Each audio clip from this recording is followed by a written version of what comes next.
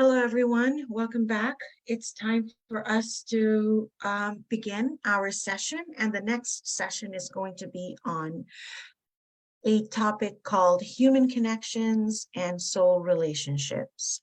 So the next topic is going to be presented by me. So I'd like to tell you a little bit about myself, and then we're going to go ahead and start with the presentation. So as you know, my name is Rubaiyat. I have been your host throughout this event. I am also a founding member of the Institute of Divine Illumination. I will be talking more about the Institute of Divine Illumination in my talk. So we will have a lot to explore over there.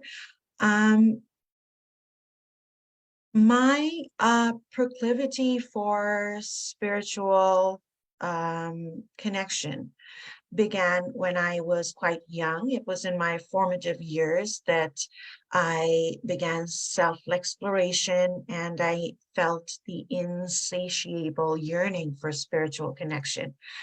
However, it was much later in life, in the later stages of my life, that I fully embraced my spiritual path, guided by the profound wisdom of divine illumination. I have a PhD in education from Queen's University, Canada, and my current career as an educator began in 2004. So that's a little bit about myself. What I'm going to do now is I am going to share screen, and we are going to start with the next session.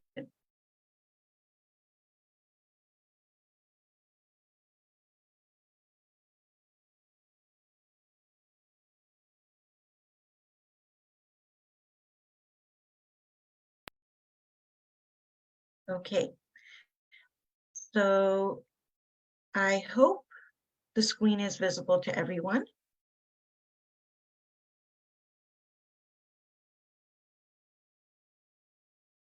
Wonderful.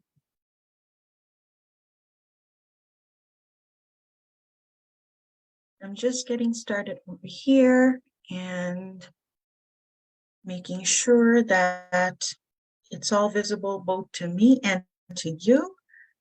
Okay, here we go.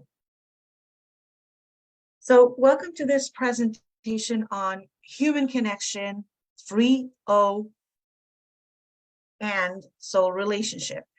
Now, I'd like to spend some time over here and kind of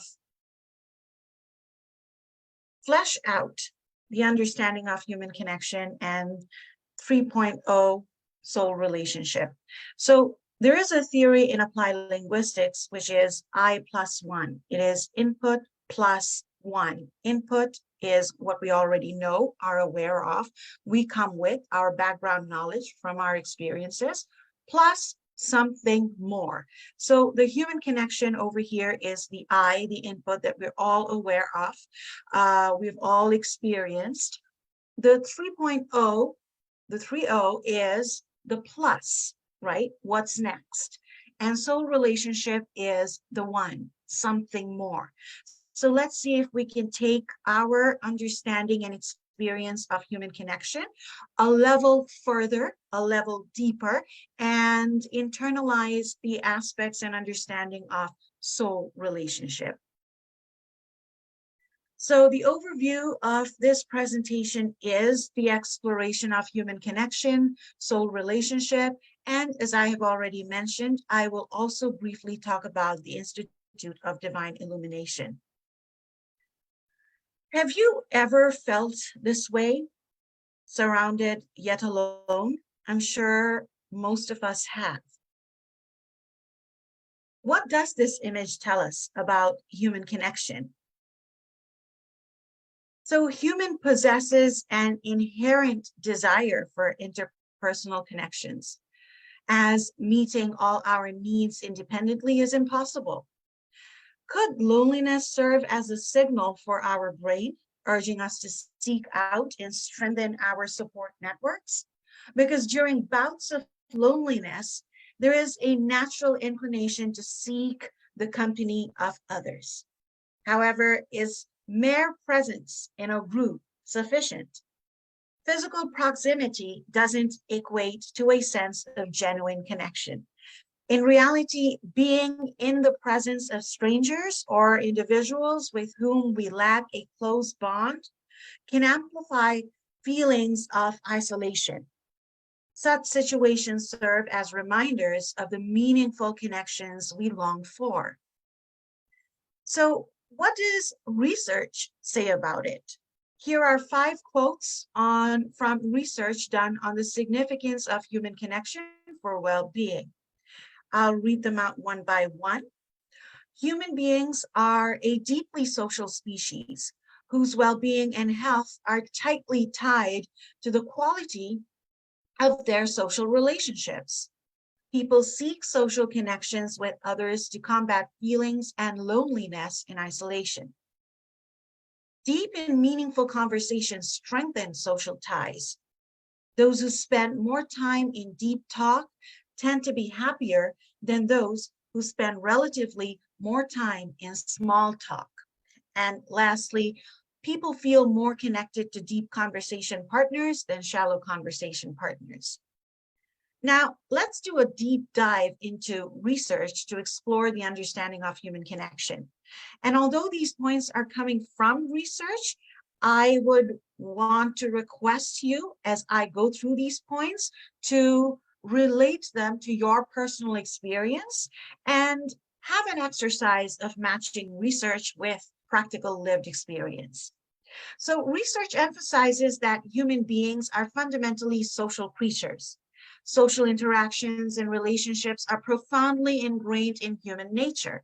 It suggests that our overall well-being and health are strongly influenced by the quality and nature of these social relationships.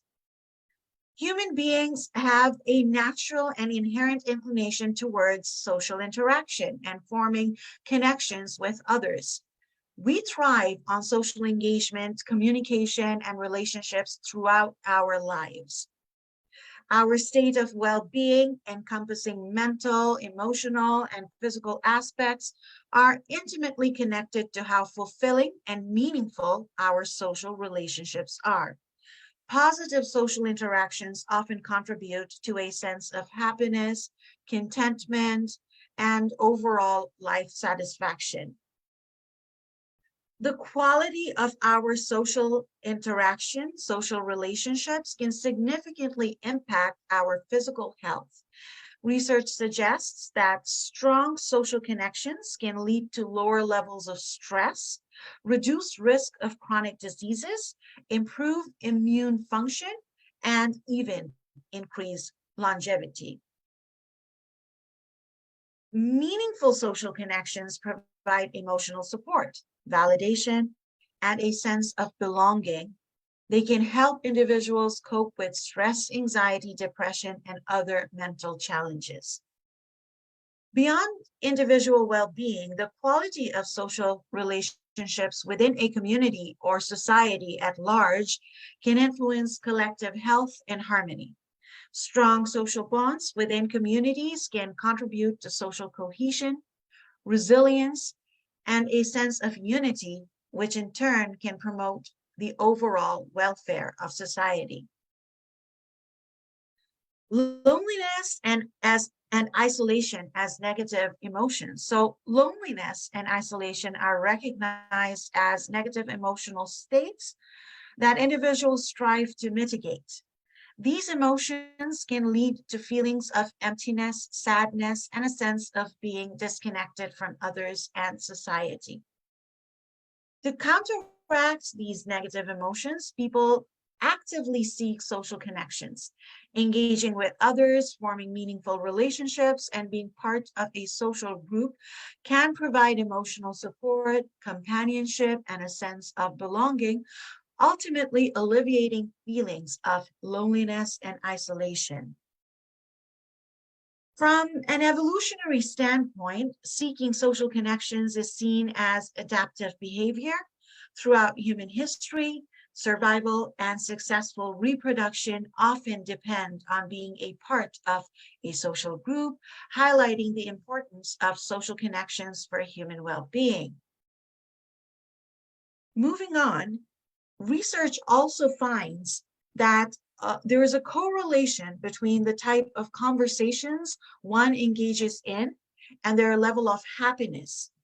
People who spend more time in meaningful, substantial conversation, like deep talk, tend to report greater levels of happiness and satisfaction with life. Deep talk often involves discussions about personal beliefs, goals, emotions, and significant life experiences, quite like Darren and Samantha's session today. Engaging in such conversations allows for a deep connection with others, fostering understanding and empathy. Finally, meaningful conversations can lead to a sense of fulfillment and enhanced well-being. They provide individuals with the opportunity to express themselves authentically and connect on a more profound level, contributing to a more satisfying and happier life. So, in light of that discussion, we can say that human connection enables us to garner a sense of fulfillment and also improves individual well-being. But what next? What's the next step? What could lead to greater fulfillment and well-being? Maybe transforming human connections to soul relationships? Now, I would like you, my audience, to hold on to this thought, right? Transforming human connections to social relationships. We will revisit this soon. But first, let's try to explore the understanding of soul, as the understanding of soul is present in various world religions and traditions, and its interpretation varies. In Genesis chapter 2, verse 7, it is said, "Then the Lord God formed a man from the dust of the ground and breathed into his nostrils the breath of life, and the man became a living being."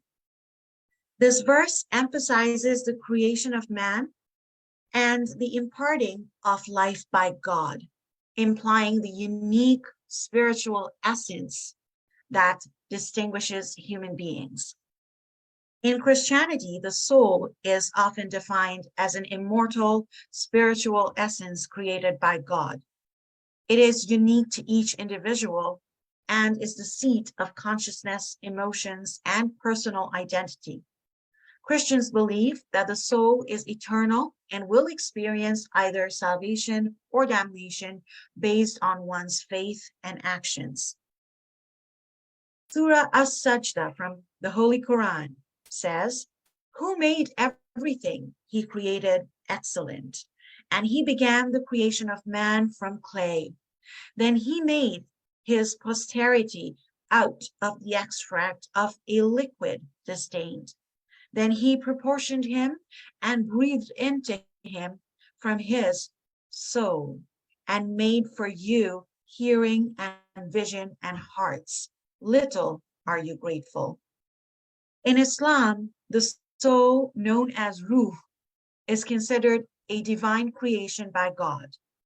It is the essence of life in humans and resides within the physical body. Muslims believe that the soul is accountable to God and will be judged based on its deeds on the day of judgment, leading to eternal reward or punishment. According to the broader understanding in Sanatana traditions, the soul, Atman, is understood as the eternal, indivisible essence within each individual, intricately linked to the ultimate reality. Various scriptures, philosophical texts, and spiritual practices delve into the nature and significance of the soul in the Sanatana worldview. Verse 20 from chapter 2 of Bhagavad Gita, I share with you. Let us listen to the chanting. न जायते म्रियते वा कदाचित् नायं भूत्वा भविता वा न भूयः अजो नित्यः शाश्वतोऽयं पुराणः न हन्यते हन्यमाने शरीरे.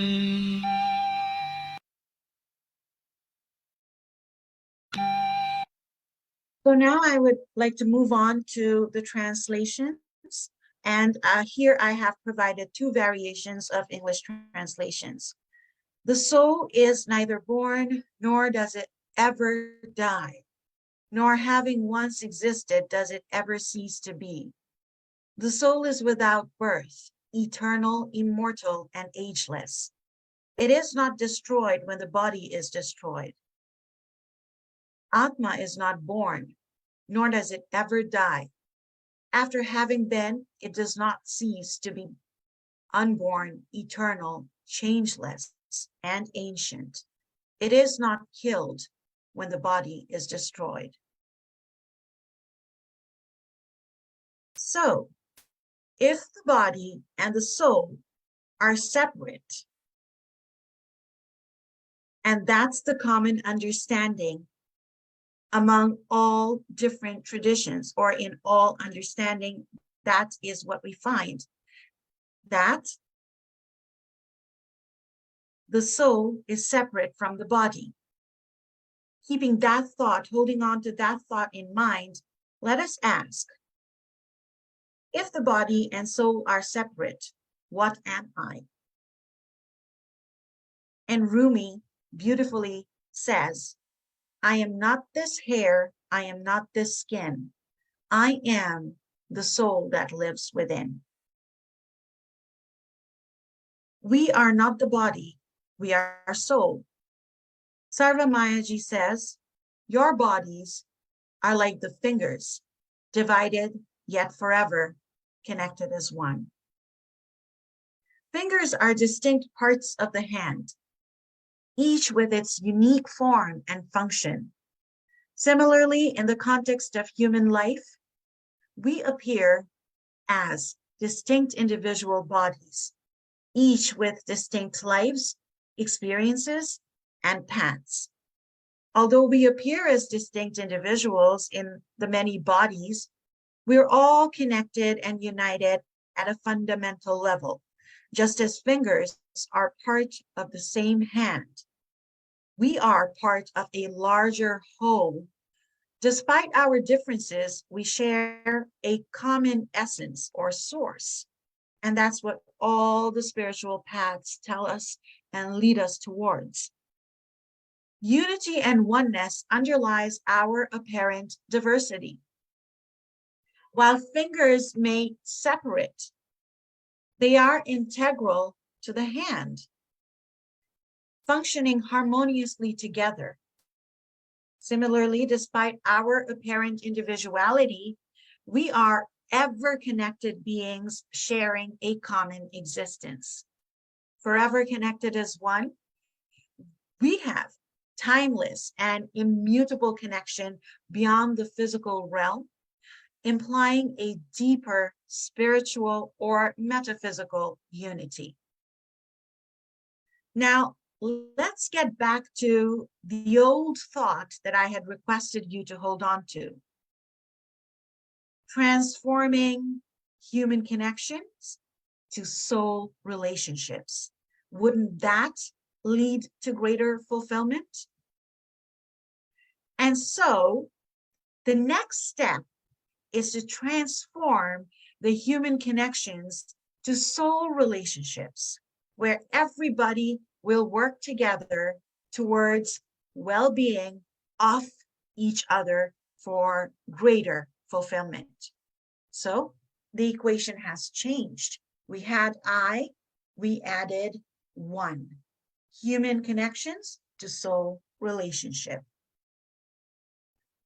This brings us to the key concept of altruism, which is an essential concept and an essential aspect of soul relationships.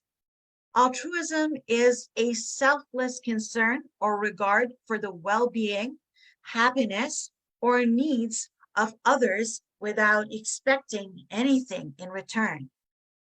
It involves actions or behaviors aimed at benefiting others, often at some personal cost or sacrifice.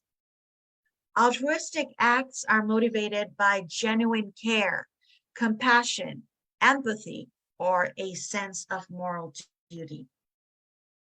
The key characteristics of altruism include selflessness. Altruistic actions are performed with no direct personal gain or benefit. The focus is entirely on helping others or promoting their welfare. Altruism often stems from the ability to understand and share the feelings of others. Compassion drives altruistic behavior, promoting a desire to alleviate others' suffering or enhance their well-being. Altruistic actions are not motivated by the expectation of receiving anything in return. The act itself is seen as rewarding, and the well-being of others is the primary goal. Altruistic actions are aimed at positively impacting the lives, happiness, health, or circumstances of others, whether individually or within a community. Lastly, altruism is a form of pro-social behavior, which encompasses actions that benefit others or society as a whole. Now, what can be some true to life and simple examples of altruism? Examples of altruism include helping a stranger in need, volunteering for a charitable cause, donating to those less fortunate, and something as everyday and simple as providing emotional support to someone going through a difficult time. The concept of altruism is often explored in various fields, including psychology, sociology, philosophy, and evolutionary biology, to understand human motivations, social behavior, and the roots of kindness and cooperation in society. And it is at the forefront of spirituality as well. This takes me to my final slide. And now I would like to take the opportunity to introduce the Institute of Divine Illumination. The Institute of Divine Illumination is a nonprofit educational organization rooted in the wisdom that emphasizes the ever-connectedness of all life and the presence of the divine essence in all. IDI aims to provide platform to catalyze conversations that enable people to find meaning and create purposeful lives and relationships with others, which are so deep. The Institution of Divine Illumination has a global presence, reaching out to individuals across various cultures and backgrounds to embrace diversity and strive to unite people through a shared commitment to spiritual growth and enlightenment. Through digital platforms, the Institute endeavors to spread its teachings and message of ever-connectedness of all. I would like to end with the understanding that at our core, we are fundamentally one. To discover a deeper sense of contentment in our human interactions, it's crucial to delve into our inner selves and comprehend our soul, our true essence. As we embark on this introspective journey, we begin to recognize our inherent similarity, understanding the unity and perpetual connectedness that binds us.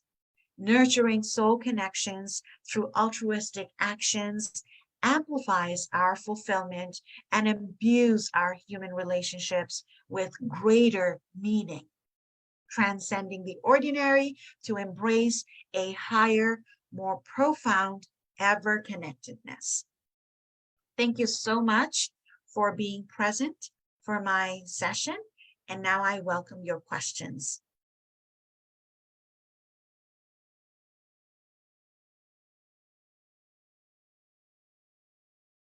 Or share your thoughts. Yeah. Hi, Ruby. So what you're trying to do is to the divine illumination. This is like your thing that you're trying to grow, put together. Is that what it is, or?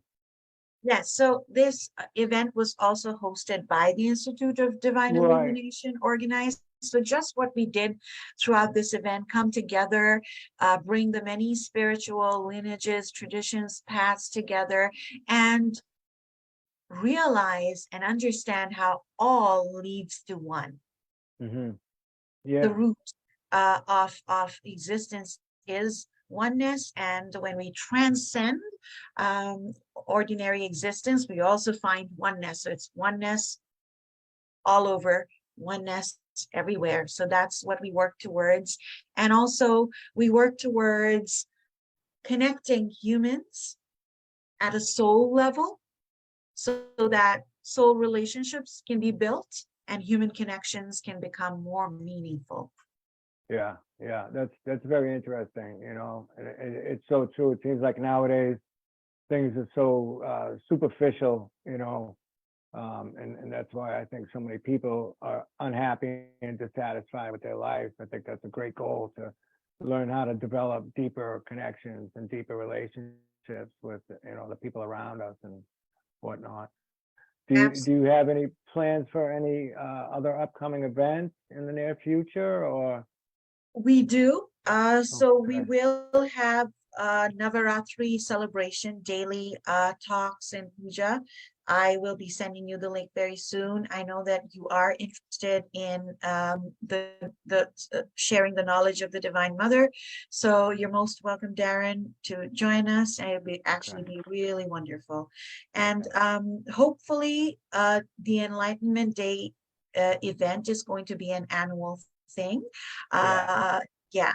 And you're all welcome to join us and be with us and help us move it forward. Yeah. Thank you so much, Darren. I Thank see you. a hand. Yeah, thank you. I see a hand raised. It's Dr. Abani. Did you have a question for me? Yeah. Yes, hi. Hi. That was great. Thank you so much. It kind of amalgamated the whole session and the whole conclusive. It's a true manifestation of the whole of what has been happening so far, all the talks, and a kind of a very impressive closure with the organization that you are like it's that you have created, and there are so many great things coming up. Congratulations for that. I wanted to focus on two things: the issue of soul and altruism that you talked about. A small comment, just a brief comment on that, taking out from the spiritual perspective of Bowles. Bowles talk about soul as an energy. Obviously, soul is always an energy. And when there is an altruistic soul involved in a Bowel body, or a body of a person, that soul enhances into a soul of 70 people. They have a specific history with the number 70. I'm not going to go into that. That's a huge and very interesting history we can share later on. So that is an energy when a soul becomes altruistic.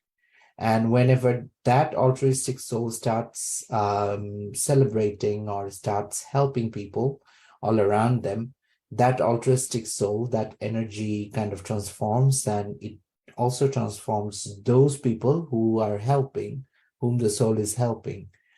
Those people are also, it's been believed in the songs that those people also have that start possessing that altruistic soul, and the energy of that soul is enhanced 70 times. So talking about that in mind, I was wondering like how, if you want to elaborate a bit on the connections between soul, altruism, and the organization itself. Sure. Thank you. That's a wonderful question, and it gives me an opportunity to sort of extend on my talk also. So soul is, as you said, energy. And in one of our previous sessions, we had the metaphors or the analogies of how if you take a drop out of the ocean, this drop is still the ocean, maybe in a different magnitude, just like the rays of the sun. There's still manifestations of the sun, maybe in a different way or in a different form. So just like that, we come from the same source, which is why oneness is the absolute reality or the understanding of the absolute reality. And then we manifest and in different forms and possess different names, and we play these different roles. But in essence, we're all the same. Goes back to the metaphor of fingers and hands, how from the wrist, the fingers branch out and become separate. And they do so because they have different roles. The thumb has a role, the index has a role, all the fingers have different role to play. Just like that, when we manifest into existence as different bodies, we also have different roles to play. And in playing these different roles, we often forget the reality, which is that we're all one, the ever-connectedness, the oneness, the unity, from where we all began. So that leads to the understanding of altruism, which is to bring altruism back and put the other before you, because you are the other. So moving away from the understanding that you are the body, when you look into the understanding of soul, you get to move away from the understanding that you are the body. And then you go back to the understanding that you are one with everybody who appears to be different bodies. So the finger is going back to the wrist and knowing that they really are the hand. So then what altruism does is enable us to put ourselves away, cast the sense of self away, and really try to be there for the other. And in love and in service, realize that there is no difference between who I thought I was and the other I see in front of me. So it's total unity. And that also goes back to the understanding of how we transcend just human connections, make it more meaningful, and take it into the soul relationship, where the relationship is that we are ever connected, the ever connectedness of the relation of the soul. That is the soul relationship. And that also leads to the root wisdom of the Institute of Divine Illumination, where Divine Illumination wants to propel all its activities rooted in the wisdom that there is ever-connectedness, and in all there is the divine presence, which is the essence of all. And knowing that, and in spreading that, we also are creating a platform where individuals can come and realize that the individuality is only a mirage, and then break it apart through altruism and take it forward into the ever-connectedness of all of humanity, the whole, all of existence, the soul. And that is what the whole purpose of this event is also, to show that even if there are very many paths, spiritual paths to enlightenment, ultimately, we're all moving towards the one and the same destination. I hope that answered your question. Absolutely. Thank you so much. That was really insightful. Thank you so much. Learned a lot. Thank you. Yeah, thank you so much for the question. That was wonderful.